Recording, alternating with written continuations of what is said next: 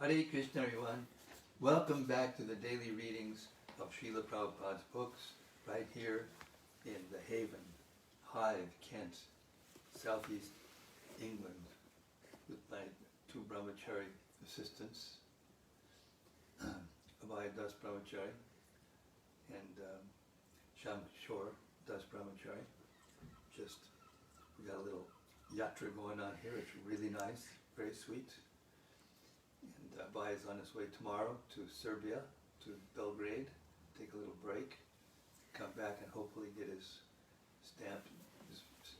passport stamped, or at least get some more time to be able to stay with us before we regularize his visa. And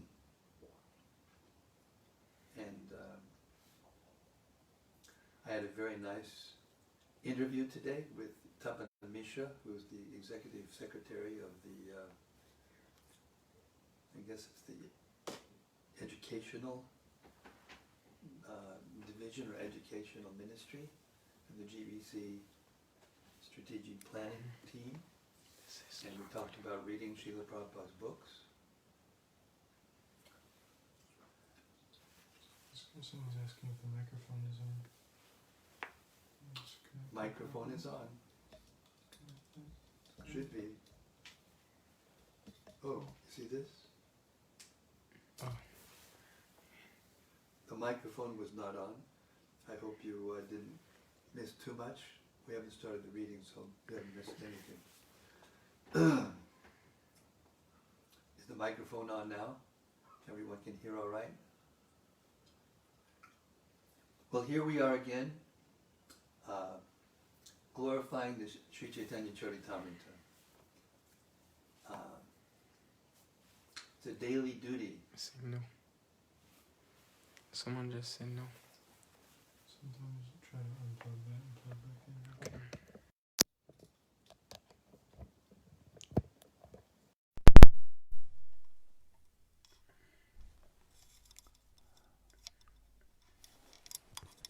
This one wasn't connected, but it is now.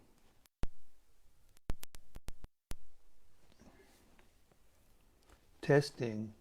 Hare Krishna, Hare Krishna, Krishna Krishna, Hare Hare. Testing.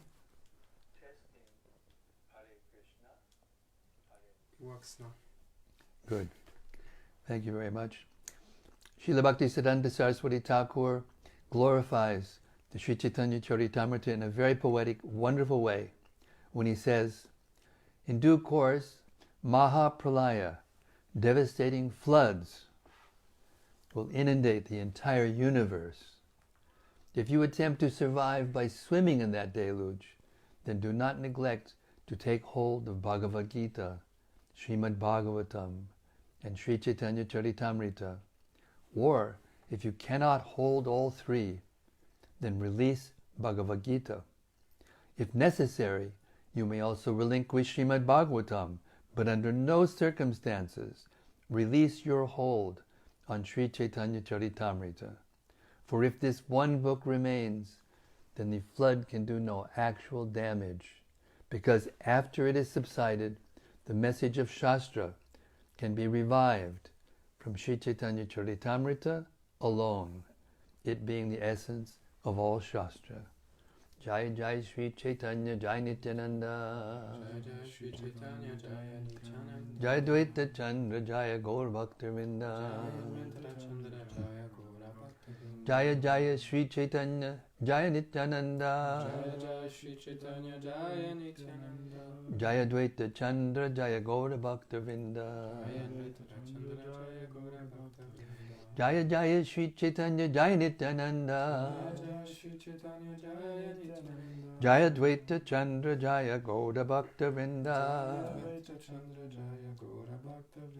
Okay, Sri Chaitanya Mahaprabhu is still greeting all of the devotees who have come from Bengal, and also all the devotees from there in Jagannath Puri, Kashi Mishra. Sri Chaitanya Mahaprabhu has just asked Kashi Mishra for accommodations. We're starting with text 177, chapter 11, Madhya-lila, Sri Caitanya-caritämrta. Kashi Mishra then told Sri Chaitanya Mahaprabhu, everything belongs to you. What is the use of your begging? By your own will, you can take whatever you like. 178. My Lord, we too are your servants and are here to carry out your orders. By your mercy, please tell us to do whatever you want. Text 179. Saying this, Kashi Mishra and the temple inspector took their leave, and Gopinath and Vaninath went with them.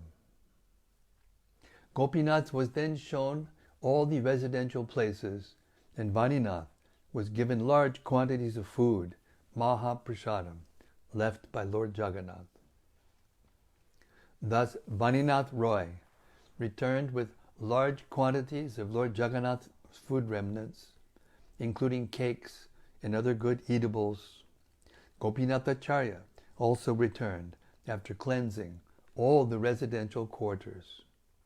Text 182, Service Attitude. Sri Chaitanya Mahaprabhu then addressed all the Vaishnavas and requested that they listen to him. He said, now you can go to your respective residential quarters. Go to the sea and bathe and look at the top of the temple. After doing so, please come back here and take your lunch. Text 184. After offering obeisances to Sri Chaitanya Mahaprabhu, all the devotees departed for their residences, and Gopinathacharya showed them their respective quarters. Text 185. After this, Sri Chaitanya Mahaprabhu went to meet Haridas Thakur, and he saw him engaged in chanting the Maha Mantra with ecstatic love. Haridas chanted, Hare Krishna, Krishna Krishna, Hare Hare, Hare Rama, Rama Rama, Hare Hare. Text 186. As soon as Haridas Thakur saw Sri Chaitanya Mahaprabhu, he immediately fell down like a stick to offer him obeisances. And Lord Sri Chaitanya Mahaprabhu raised him up and embraced him. Text 187. Then both the Lord and his servant began to cry in ecstatic love. Indeed, the Lord was transformed by the qualities of his servant, and the servant was transformed by the qualities of his master. Purport. The Mayavadi philosophers say that the living entity and the Supreme Lord are non-different, and therefore they equate the transformation of the living entity with the transformation of the Lord. In other words, Mayavadis say that if the living entity is pleased, the Lord is also pleased, and if the living entity is displeased, the Lord is also displeased. By juggling words in this way, Mayavadis try to prove that there is no difference between the living entity and the Lord. This, however, is not a fact. In this verse, Krishnadas Kaviraj Goswami explains, Prabhu Gune Britya Bikala, Prabhu Britya Gune. The Lord and the living entity are not equal, for the Lord is always the master, and the living entity is always the servant. Transformation takes place due to transcendental qualities, and it is thus said that the servant of the Lord is the heart of the Lord, and the Lord is the heart of the servant. This is also explained by Lord Krishna in the Bhagavad Gita 4.11. Yeyatam mam prapadyante tangs tataiva bhajam yaham manuvartante manushat parthasarvashaha. As all surrender unto me, I reward them accordingly. Everyone follows my path in all respects, O son of Pritha. The Lord is always eager to congratulate the servant because of the servant's transcendental qualities. The servant pleasingly renders service unto the Lord, and the Lord also very pleasingly reciprocates, rendering even more service unto the servant. Text 188. Haridas Thakur said, "My dear Lord, please do not touch me, for I am most fallen and untouchable, and I am the lowest among men." Text 189. The Lord said, "I wish to touch you, just to be purified, for your purified activities do not exist in me." Purport. This is an example of the reciprocation of feelings between master and servant. The servant thinks that he is most impure and that the master should not touch him. And the master thinks that because he has become impure by associating with so many impure living entities, he should touch a pure devotee like Haridas Thakur just to purify himself. Actually, both the servant and the master are already purified because neither of them is in touch with the impurities of material existence. They are already equal in quality because both of them are the purest. There is a difference in quantity, however, because the master is unlimited and the servant is limited. Consequently, the servant always remains subordinate to the master, and this relationship is eternal and undisturbed. As soon as the servant feels like becoming the master, he falls into Maya. Thus, it is by misuse of free will that one falls under the influence of Maya. The Mayavadi philosophers try to explain the equality of master and servant in terms of quantity, but they fail to explain why, if the master and servant are equal, the servant falls victim to Maya. They try to explain that when the servant, the living entity, is out of the clutches of Maya, he immediately becomes the so-called master again. Such an explanation is never satisfactory. Being unlimited, the master cannot become a victim of Maya. For in such a case, his unlimitedness would be crippled or limited. Thus the Mayavad explanation is not correct. The fact is that the master is always master and unlimited, and the servant, being limited, is sometimes curtailed by the influence of Maya. Maya is also the master's energy and is also unlimited. Therefore, the limited servant or limited living entity is forced to remain under the master or the master's potency, Maya. Being freed from Maya's influence, one can again become a pure servant and equal qualitatively to the Lord. The relationship between master and servant continues due to their being unlimited and limited, respectively. Text 190. Sri Caitanya Mahäprabhu exalted Haridas Thakur, stating, "At every moment you take your bath in all the holy places of pilgrimage, and at every moment you perform great sacrifices, austerity, and charity." Text 191. You are constantly studying the 4 Vedas, and you are far better than any Brahmana or sannyasi. Text 192. Aho bhatta shapacho togadiyan yaj jivagre vartate nama tubhyam tupuste juhuhu sastur arya brahmanu chur nama grinantaye te. Sri Caitanya Mahaprabhu then recited the following verse. My dear Lord, one who always keeps your holy name on his tongue becomes greater than an initiated Brahmana. Although he may be born in a family of dog-eaters, and therefore by material calculation may be the lowest among men, he is still glorious.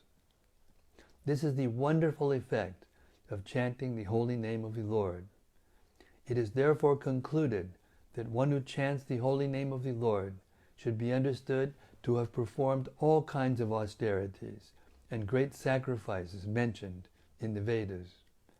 He has already taken his birth, he has already taken his bath in all the holy places of pilgrimage. He has studied all the Vedas, and he is actually an Aryan. Purport. The word Aryan means advanced. Unless one is spiritually advanced, he cannot be called an Aryan. And this is the difference between Aryan and non-Aryan. Non-Aryans are those who are not spiritually advanced. By following the Vedic culture, by performing great sacrifices, and by becoming a strict follower of the Vedic instructions, one may become a Brahmana, a sannyasi, or an Aryan. It is not possible to become a Brahmana, sannyasi, or Aryan without being properly qualified. Bhagavad Dharma never allows one to become a cheap Brahmana, sannyasi, or Aryan. The qualities or qualifications described herein are quoted from Srimad Bhagavatam 3:33-7 and were spoken by Devahuti, the mother of Kapila-dev, when she understood the influence of devotional service, Bhakti Yoga. In this way, Devahuti praised the devotee, pointing out his greatness in all respects. Text 193. Saying this, Sri Chaitanya Mahaprabhu took Haridas Thakur within the flower garden, and there, in a very secluded place, he showed him his residence. Text 194. Sri Chaitanya Mahaprabhu requested Haridas Thakur, remain here and chant the Hare Krishna Mahamantra. I shall personally come here to meet you daily. Text 195. Remain here peacefully and look at the chakra on the top of the temple and offer obeisances. As far as your prasadam is concerned, I shall arrange to have that sent here. Purport. Since he was born in a Muslim family, Srila Haridas Thakur could not enter the temple of Jagannath due to temple restrictions. Nonetheless, he was recognized by Sri Chaitanya Mahaprabhu as Namacharya Haridas Thakur. Haridas Thakur, however, considered himself unfit to enter the Jagannath temple. Sri Chaitanya Mahaprabhu could have personally taken Haridas Thakur into the Jagannath temple if he wished, but the Lord did not like to disturb a popular custom. Consequently, the Lord asked his servant simply to look at the Vishnu wheel on the top of the temple and offer obeisances, namaskar. This means that if one is not allowed to enter the temple, or if he thinks himself unfit to enter the temple, he can look at the wheel from outside the temple, and that is as good as seeing the deity within. Sri Chaitanya Mahaprabhu promised to come daily to see Srila Haridas Thakur, and this indicates that Srila Haridas Thakur was so advanced in spiritual life that although considered unfit to enter the temple, he was being personally visited by the Lord every day.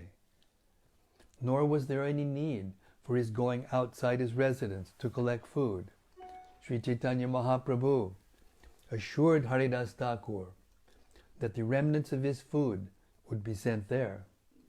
As the Lord states in the Bhagavad Gita 9:22, Yogak Chemam Baham Yaham. I arrange all life's necessities for my devotees. A reference is made here for those who are very anxious to imitate the behavior of Thakur Haridas in an unnatural way. One must receive the order of Sri Chaitanya Mahaprabhu or his representative before adopting such a way of life. The duty of a pure devotee or a servant of the Lord is to carry out the order of the Lord. Sri Chaitanya Mahaprabhu asked Nityananda Prabhu to go to Bengal and preach, and he asked the Goswamis, Rupa and Sanatan, to go to Vrindavan and excavate the lost places of pilgrimage. In this case, the Lord asked Haridas Thakur to remain there at Jagannath Puri and constantly chant the holy names of the Lord. Thus, Sri Chaitanya Mahaprabhu gave different persons different orders, and thus consequently, one should not try to imitate the behavior of Haridas Thakur without being ordered by Sri Chaitanya Mahaprabhu or his representative. Srila Bhaktisiddhanta Saraswati Thakur condemns such imitations in this way. Dushtamana tumi kisare Vaishnava pratishtara tare nirjanira gare tava harinama kevala kaitava. My dear mind, are you trying to imitate Haridas Thakur and chant the Hare Krishna mantra in a secluded place? My dear mind, you are trying to imitate Haridas Thakur and chant the Hare Krishna mantra in a secluded place. But if you are not worthy being called a Vaishnava, but you are not worth being called a Vaishnava, because what you want is cheap popularity and not the actual qualifications of Haridas Thakur. If you try to imitate him, you will fall down, for your neophyte position will cause you to think of women and money. Thus, you will fall into the clutches of Maya, and your so-called chanting in a secluded place will bring about your downfall. Text 196. When Nityananda Prabhu, Jagadananda Prabhu, Damodar Prabhu, and Mukunda Prabhu met Haridas Thakur, they all became very much pleased. Text 197. When Sri Chaitanya Mahaprabhu returned to his residence after taking a bath in the sea, all the devotees, headed by Advaita Prabhu, went to bathe in the sea. 198. After bathing in the sea, Advaita Prabhu and all the other devotees returned, and on their return, they saw the top of the Jagannath temple. They then went to the residence of Sri Chaitanya Mahaprabhu to take their luncheon. 199. One after the other, Sri Chaitanya Mahaprabhu made all the devotees sit in their proper places. He then began to distribute prasadam with his own transcendental hand. Text 200.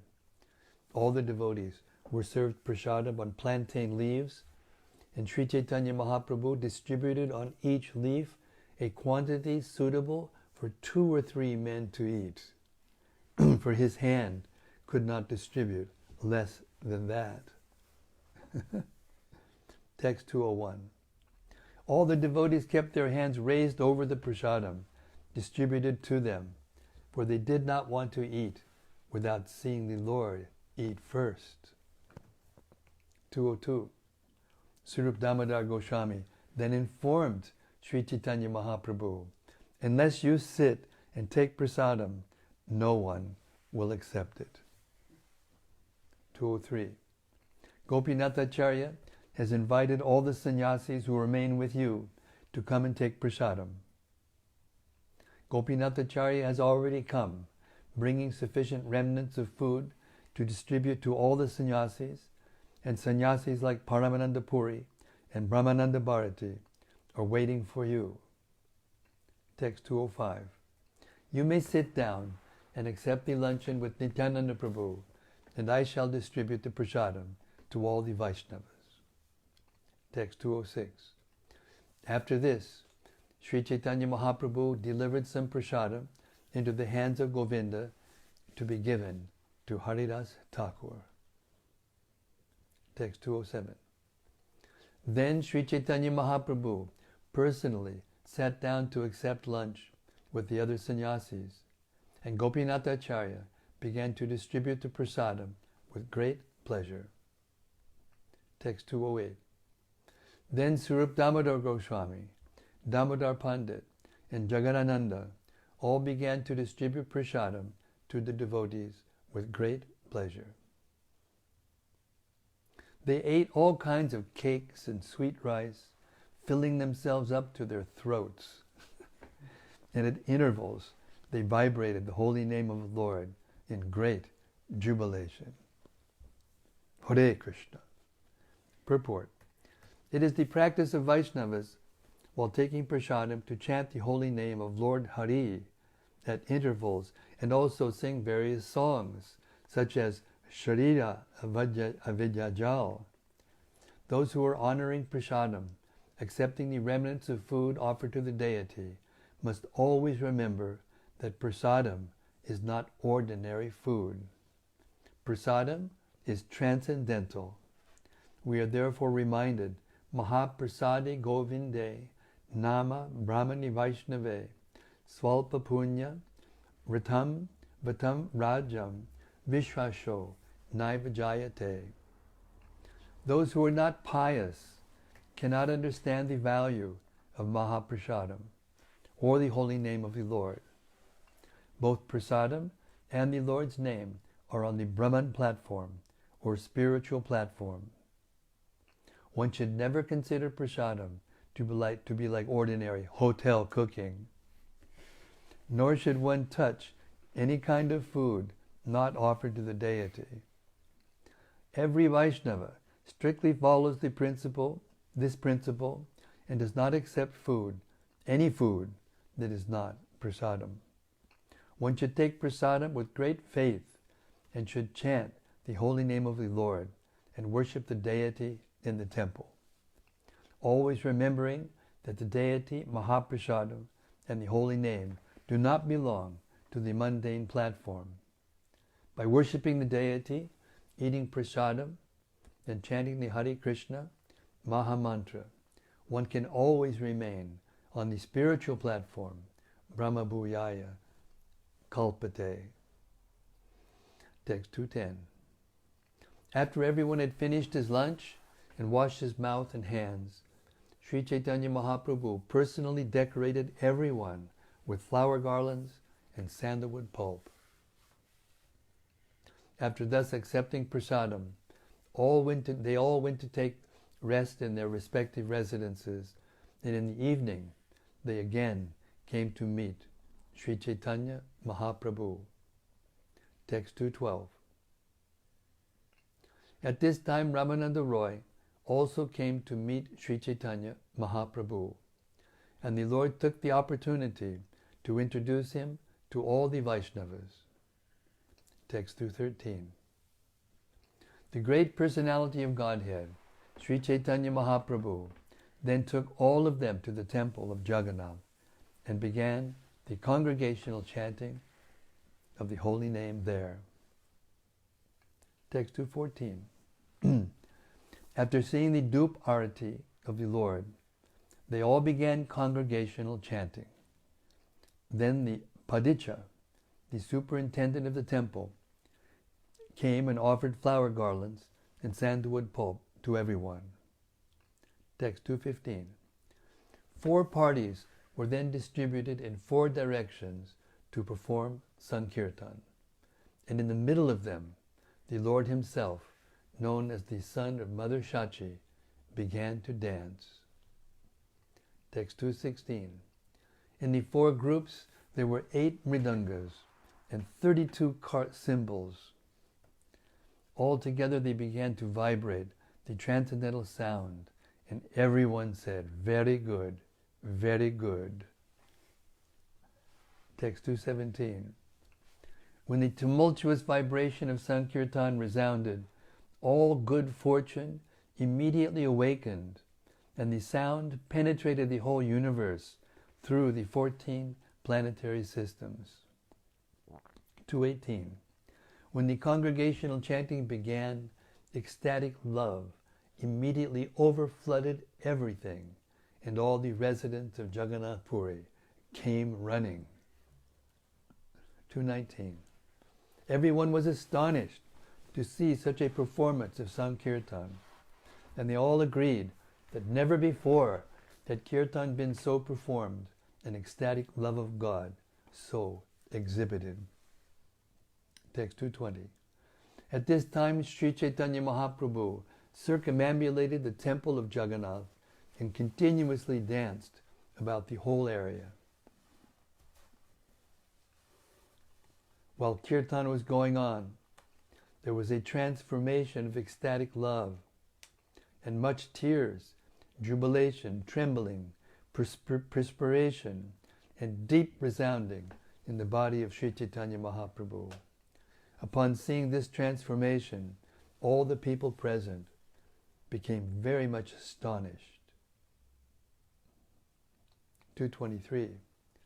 The tears from the eyes of the Lord came out with great force, like water from a syringe. Indeed, all the people who surrounded him were moistened by his tears. Hare Krishna. After circumambulating the temple, Sri Caitanya Mahaprabhu for some time remained at the rear of the temple and continued his Sankirtan. On all four sides, the four Sankirtan groups chanted very loudly, and in the middle, Sri Caitanya Mahaprabhu danced, jumping high. After dancing for a long time, Sri Caitanya Mahaprabhu became still and ordered four great personalities to dance. In one group, Nityananda began to dance, and in another group, Advaita Acharya began to dance. Vakreshwar Pandit began to dance in another group, and in yet another group, Srivas Thakur began to dance. While this dancing was going on, Sri Caitanya Mahaprabhu watched them and performed a miracle. Text 230. Sri Caitanya Mahaprabhu stood in the middle of the dancers, and all the dancers in all directions perceived that Sri Caitanya Mahaprabhu was looking at them. 231. Wanting to see the dancing of the four great personalities, Sri Caitanya Mahaprabhu exhibited this miracle of seeing everyone simultaneously. Everyone who saw Sri Caitanya Mahaprabhu could understand that he was performing a miracle, but they did not know how it was that he could see on all four sides. 233. In his own pastimes in Vrindavan, when Krishna used to eat on the bank of the Yamuna and sit in the center of his friends, every one of the cowherd boys would perceive that Krishna was looking at him. In the same way, when Chaitanya Mahaprabhu observed the dancing, everyone saw that Chaitanya Mahaprabhu was facing him. Text 234. When someone came nearby while dancing, Sri Chaitanya Mahaprabhu would tightly embrace him. 235. Upon seeing the great dancing, great love, and great Sankirtan, all the people of Jagannath Puri floated in an ecstatic ocean of love. Text 236. Hearing the greatness of the Sankirtan, King Prataparudra went up to the top of his palace and watched the performance with his personal associates. The king was very much astonished to see Sri Chaitanya Mahaprabhu's kirtan, and the king's anxiety to meet him increased unlimitedly. After the Sankirtan ended, Sri Chaitanya Mahaprabhu watched the offering of flowers to the Lord Jagannath deity. Then he and all the Vaishnavas returned to his residence. The superintendent of the temple then brought large quantities of prasadam, which Sri Chaitanya Mahaprabhu personally distributed to all the devotees. Text 240. Finally, they all departed to rest in bed. In this way, Sri Chaitanya Mahaprabhu, the son of Shachimata, performed his pastimes. As long as the devotees remained at Jagannath Puri with Sri Chaitanya Mahaprabhu, the pastime of Sankirtan was performed with great jubilation.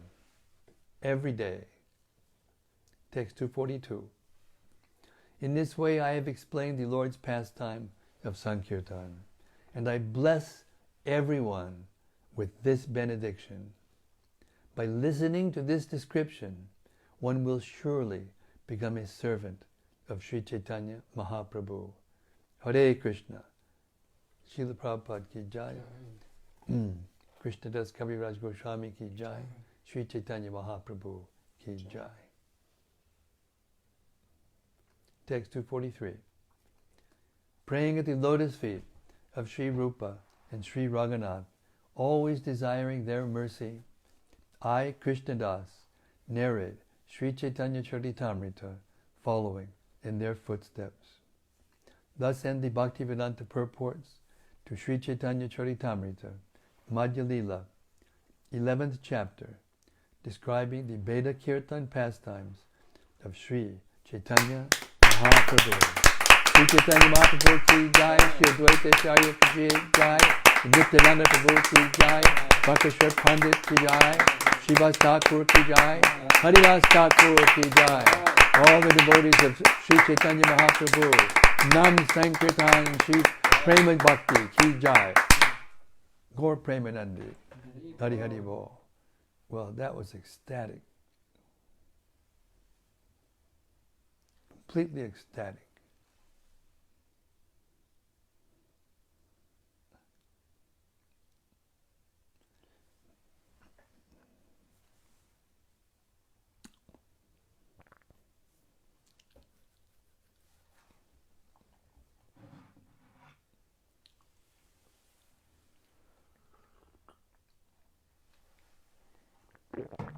Okay, we started a little late today, so I think I'll go on to the next chapter. Now we're going to hear how to be able to chant an ecstatic kirtan, really ecstatic kirtan. No pretense. Chapter 12, the cleansing of the Gundicha temple. In his Amrita Pravaha Bhashya, Srila Bhaktivinoda Thakur summarizes this chapter as follows. The king of Orissa, Maharaj Prataparudra, tried his best to see Lord Chaitanya Mahaprabhu. Srila Nityananda Prabhu and the other devotees informed the Lord about the king's desire, but Sri Chaitanya Mahaprabhu would not agree to see him. At that time, Sri Nityananda Prabhu devised a plan, and he sent a piece of the Lord's outward garment to the king. The next day, when Ramananda Roy again entreated Sri Chaitanya Mahaprabhu to see the king, the Lord, denying the request, asked Ramananda Roy to bring the king's son before him. The prince visited the Lord, dressed like a Vaishnava, and this awakened remembrance of Krishna. Thus, Sri Chaitanya Mahaprabhu delivered the son of Maharaj Prataparudra. After this, Sri Chaitanya Mahaprabhu washed the Gundicha temple before the Ratha Yatra took place. He then took his bath at Indradyumna lake and partook of prasadam in the garden nearby. While Sri Chaitanya Mahaprabhu washed the temple of Gundicha, a Gaudiya Vaishnava washed the lotus feet of the Lord and drank the water. This incident is very significant, for it awoke within the devotee ecstatic love. Then the son of Advaita Prabhu, named Gopal, fainted during kirtan, and when he did not come to his senses, Sri Chaitanya Mahaprabhu favored him by awakening him. There was also some humorous talk between Nityananda Prabhu and Advaita Prabhu during prasadam. Advaita Prabhu said that Nityananda Prabhu was unknown to anyone, and that it was not the duty of a householder, brahmana, to accept dinner with a person unknown in society. In answer to this humorous statement, Sri Nityananda Prabhu replied that Advaita Acharya was a monist and that one could not know how his mind could be turned by eating with such an impersonalist. The conversation of these two Prabhus, Nityananda Prabhu and Advaita Prabhu, carried a deep meaning that only an intelligent man can understand.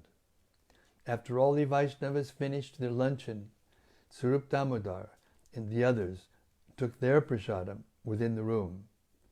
Sri Chaitanya Mahaprabhu took great pleasure when he saw the Jagannath deity after the period of the deity's retirement. At that time, Sri Lord Chaitanya was accompanied by all the devotees, and all of them were very pleased. Text 1.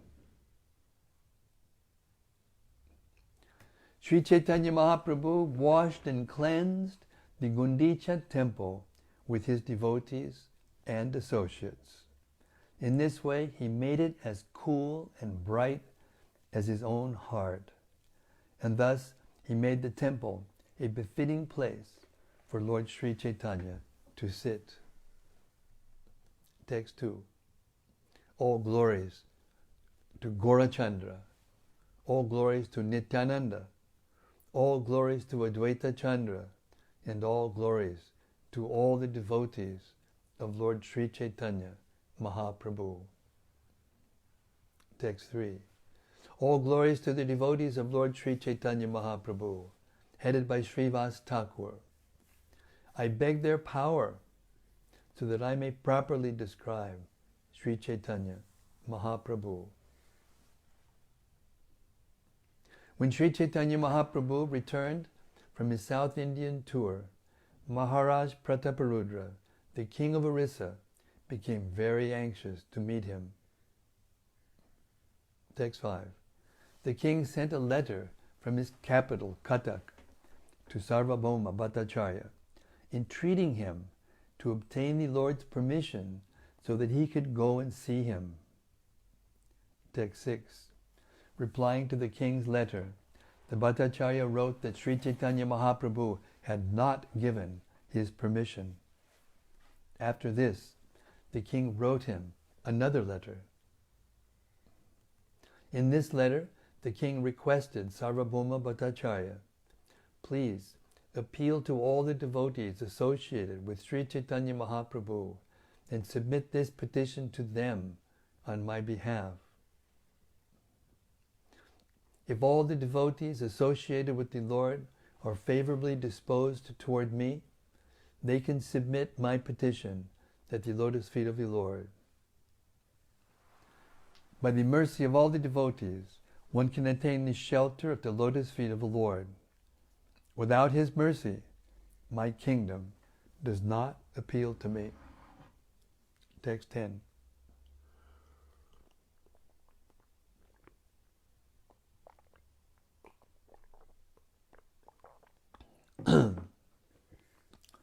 If Gaurahari, Lord Sri Chaitanya Mahaprabhu, will not show me mercy to me, I shall give up my kingdom, become a mendicant, and beg from door to door. Text 11. When the Bhattacharya received this letter, he became very anxious.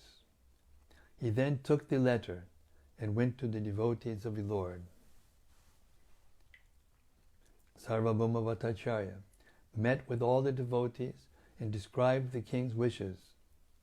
Then he presented the letter to all of them for inspection. Upon reading the letter, everyone was astonished to see that King Prataparudra had so much devotion for the lotus feet of Sri Chaitanya Mahaprabhu. 14. The devotees gave their opinion and said, the Lord will never meet the king, and if we requested him to do so, the Lord would surely feel very unhappy. Sarvabhauma Bhattacharya then said, We shall go once again to the Lord, but we shall not request him to meet the king. Rather, we shall simply describe the good behavior of the king.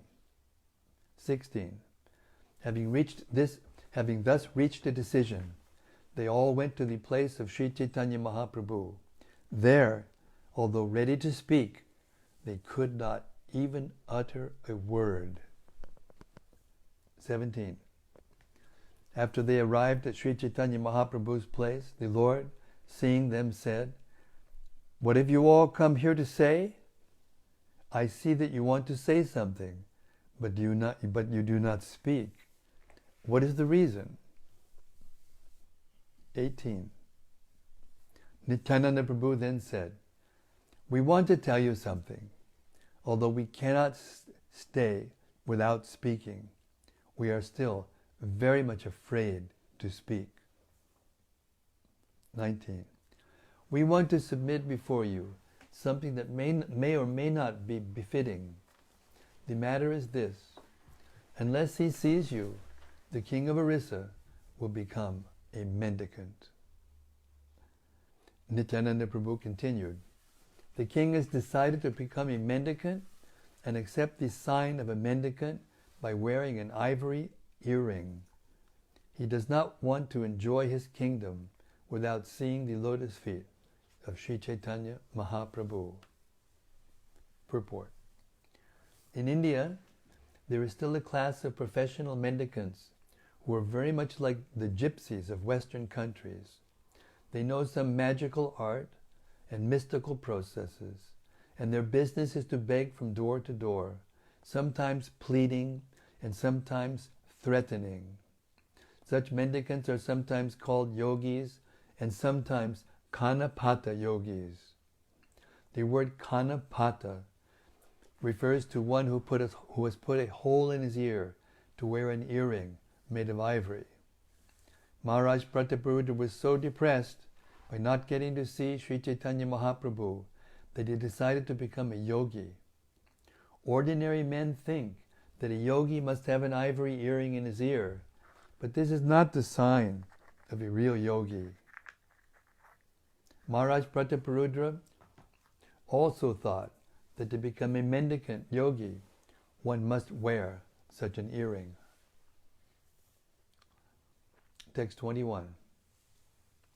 Nityananda Prabhu continued, "The king also expressed his desire to see the moon-like face of Sri Chaitanya Mahaprabhu to his heart's full satisfaction. He would like to raise the lotus feet of the Lord to his heart." When Sri Chaitanya Mahaprabhu heard all these statements, his mind was certainly softened, but externally he wished to speak some harsh words. And I'll stop here, and you'll have to wait till tomorrow to find out what the words were that Sri Chaitanya Mahaprabhu wanted to speak. Hare Krishna, Hare Krishna, Krishna Krishna, Hare Hare, Hare Rama, Hare Rama, Rama Rama, Hare Hare. Okay, Shyam Kishore Das Brahmachari has the open mic ready, ready to pass on your reflections to yours truly and everyone else. So this from Radha Madan Mohan. Jai Maharaj, Hare Krishna. Hare Krishna, Radha Madan Mohan, Haribo. From Rati Manjari. What a life about the Lord and His devotees. Yes, real life, spiritual life, without a tinge of material contamination. Only then can we be really happy, truly happy. This is from Noel. Thank you, Maharaj, for reading to us again. Completely ecstatic. Hare Krishna Bhakta Noel. From Sutta Esther, Hare Krishna.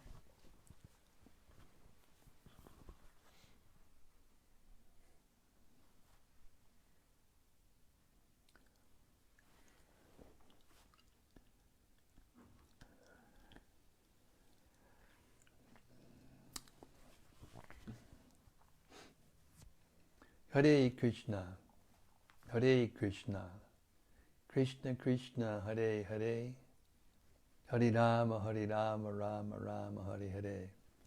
Today I was interviewed by, as I said before, well, the microphone was probably off, maybe no one heard it, but I was interviewed today by Tapan Mishra, the executive secretary of the educational ministry of ISKCON. And we talked about the reading of Prabhupada's books and why it was essential.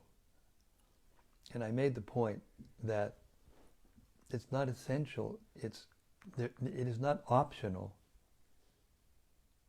It's not optional. Prabhupada spent so much time writing his books with such effort, got up in the middle of the night and still did the job during the day. His daytime job was spreading Krishna consciousness all over the world.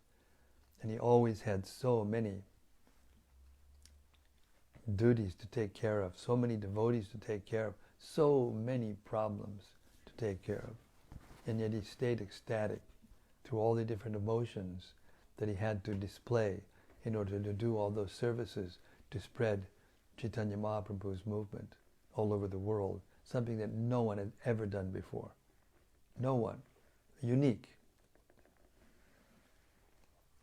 So we're experiencing during these readings, especially these last few nights, when we've come to the point of hearing about the loving exchanges between Lord Chaitanya Mahaprabhu and his devotees.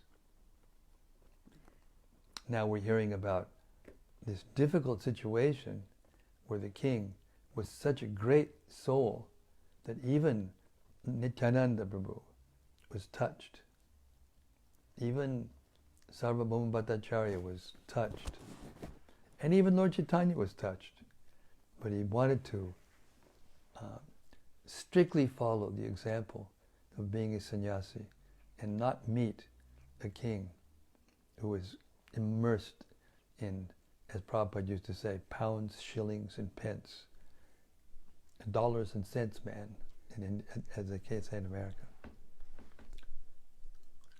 Now we're going to hear the wonderful story about how the devotees, on behalf of Maharaj Prataparudra, melted the heart of Sri Chaitanya Mahaprabhu, and how Prataparudra Maharaj followed strictly the suggestions of the Vaishnavas and was successful at attaining the lotus feet of Sri Chaitanya Mahaprabhu.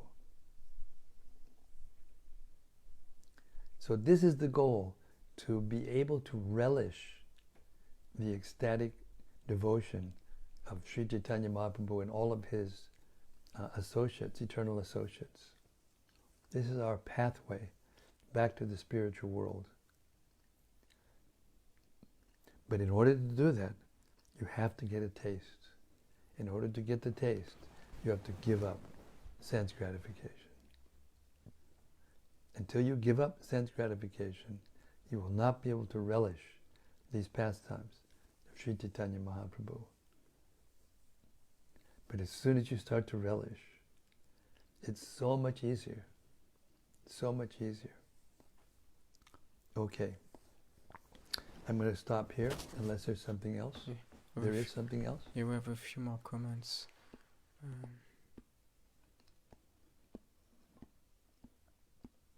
From Rati Manjari. Dear Guru Maharaj, please accept my humble obeisances. Thank you for this very satisfying reading. I found it remarkable how Srila Prabhupada has truly transplanted the Sankirtan movement into the West, as it is.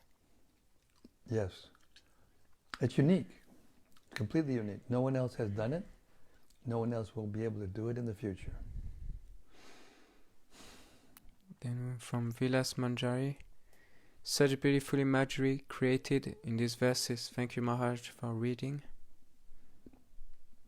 And also, she also said, Lord Chaitanya didn't attempt to change the customs at the temple of not allowing entrance to all. Would you like to comment on this, Maharaj? Yes, because if one is truly humble, then he doesn't want to disturb anyone. There's a verse in the Gita in which Krishna, see, Lord Chaitanya is acting like the perfect Vaishnava. That was one of his purposes. And in the Bhagavad Gita, Krishna tells us what pleases him. And in the verses in which he describes what pleases him, he says this.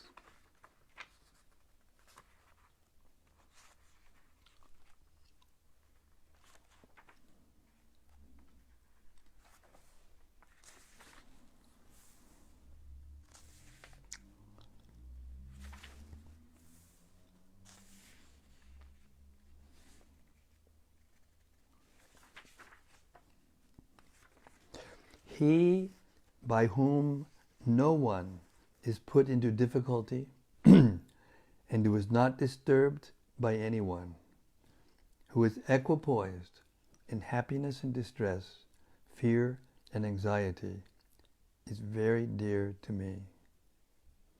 He by whom no one is put into difficulty. In other words, a real devotee never disturbs anyone else for any reason. But he doesn't do so out of malice. He does so out of kindness. And Sri Chaitanya Mahaprabhu exhibited these qualities of a pure Vaishnava to the absolute, unlimited maximum. Therefore, even though it was wrong spiritually, and Prabhupada said the same thing, he said, don't be disturbed. He said this to us. Don't be disturbed that they won't let you into the Jagannath temple. It's just a custom. Lord Jagannath is coming to you in so many cities around the world, in so many temples around the world. This is a sign of pure devotional service, that we don't become disturbed. Even if something seems unfair or,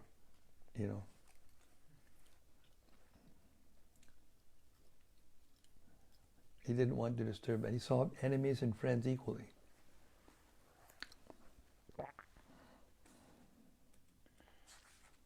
One who neither rejoices nor grieves, who neither laments nor desires, and who renounces both auspicious and inauspicious things.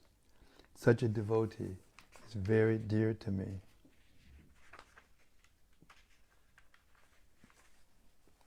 One who is equal to friends and enemies, who is equipoised in honor and dishonor, heat and cold, happiness and distress, fame and infamy, who is always free from contaminating association, always silent and satisfied with anything, who doesn't care for any residence, who is fixed in knowledge and who is engaged in devotional service. Such a person is very dear to me. So Lord Chaitanya Mahaprabhu is always teaching all of us, with everything that he did, how to be a perfect Vaishnava.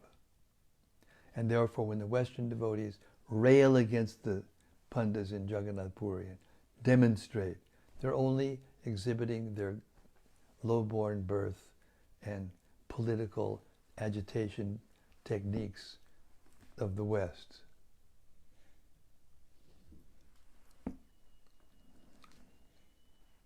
Rather than becoming tolerant to the degree that one needs to be tolerant in order to actually please the Supreme Lord. He didn't want to create a disturbance. Neither did Haridas Thakur, neither did Rupa and Sanatana Goswami. They didn't complain. They took his order, they looked at the chakra on the temple and paid their obeisances, and by the mercy of Chaitanya Mahaprabhu, it was exactly the same. They got the same benefit, and even more because Lord Chaitanya came to see them every day and bring them prasadam and embrace them and give them his love. So when we see the disturbance of the world, we should know that it's our duty to become like this, so that we become a source of relief to others, rather than a source of agitation to others. And not ever become agitated by the activities of others. Hare Krishna.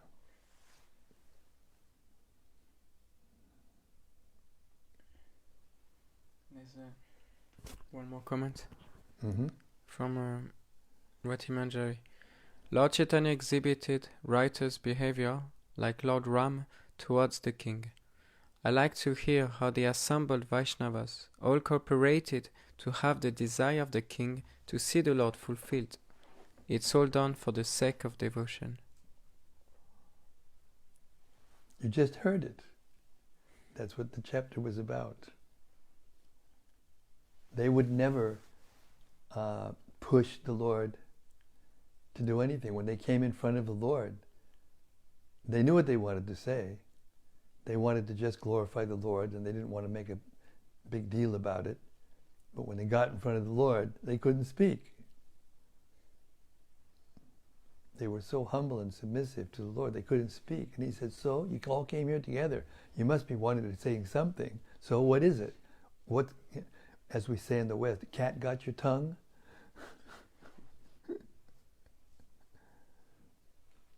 But the fact of the matter was that Lord Chaitanya's heart was soft, and therefore all of the glorification from Sarvabhauma Bhattacharya, from Ramananda Roy especially, about the exalted devotion of Prataparudra Maharaj convinced him. But he had to, at the same time, follow the rules of the sannyas order strictly, so that he would not be a source of criticism socially. Now we'll hear tomorrow about how that happened. Hare Krishna. Sri Caitanya-caritämrta ki jai. Sama Beda Bhakta Brinda ki jai. Gaur Premanandi Hari Hari Bo. See you tomorrow night. Same place, same station, same subject. Hare Krishna.